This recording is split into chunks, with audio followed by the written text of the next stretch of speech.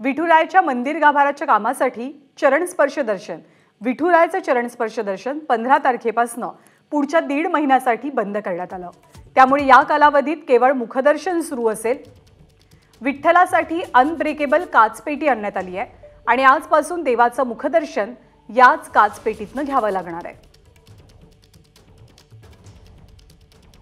आढावा घेतला आमच्या प्रतिनिधींनी, आपण पाहूया।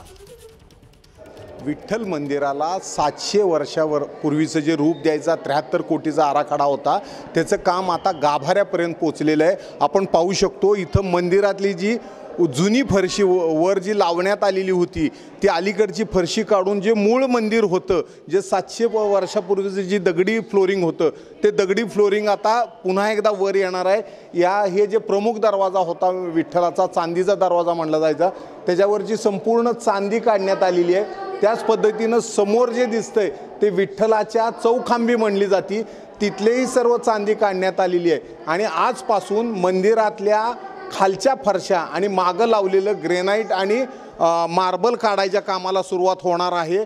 आजपासून मंदिराला, विठुरायाला काचेच्या पेटीत ठेवण्यात आलेलं आहे। या काचेच्या पेटी कोल्हापूरमध्ये बनवण्यात आलेली आहे।